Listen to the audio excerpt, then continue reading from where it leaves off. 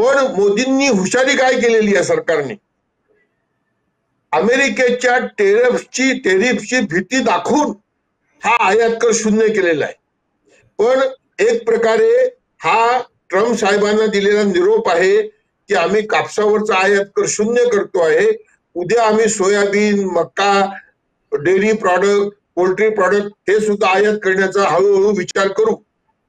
पण यात आमची कापडाची निर्यात वाढेल हा जो प्रचार आहे हा चुकीचा प्रचार आहे मनोज भाऊ. आणि हे सगळ्या बुद्धिजीवी लोकांनी, शहरी आमच्या भावा बहिणींनी सुद्धा समजून घेणं गरजेचं आहे.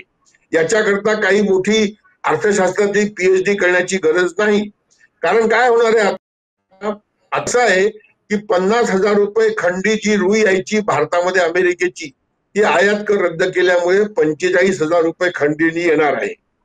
एक खंडी अमेरिकेची रुई, त्यात 356 किलो रुई असते, कॉटन लिंट. आता या 5,000 रुपये स्वस्त झाल्यामुळे काय होईल, 1 किलो रुईचा भाव 15-16 रुपये किलोनी कमी होईल. 1 किलो रुई मध्ये 8 मीटर 7 मीटर कापड तयार होतं. 1 मीटर कापड तयार करण्याचा खर्च 2 रुपयांनी कमी होतात. 2 रुपये मीटरनी कापड स्वस्त झालं तयार, तर काय आमची कापडाची निर्यात अमेरिकेत वाढणार आहे का? 50% टेरिफचा सामना आमचे उद्योगपती करू शकणार आहेत का? कारण त्यांना 1 लाख रुपये खंडी रुई 50,000 रुपयाला मिळत असताना ते सामना करू शकत नाही. तर हा खोटा प्रचार आहे. पण यात कापूस उत्पादक मरणार आहे पूर्ण देशातला.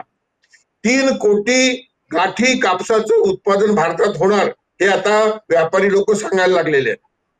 5,000 रुपये एका गाठीवर जर कमी झाले तर 3 कोटी गाठीवर 15,000 कोटी रुपये कापूस उत्पादकांचे लुटले जाणार जर सरकारने एमएसपी ची खरेदी केली नाही तर.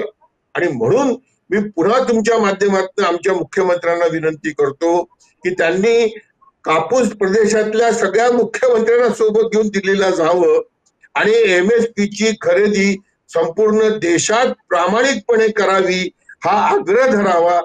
तरच कापूस उत्पादक शेतकरी या आसमानी संकटाच्या सामन्यातनं, सुलतानशाहीतनं मुक्त होईल आणि त्या शेतकऱ्याला दिलासा दिल्याचं पुण्य सरकारला लाभेल.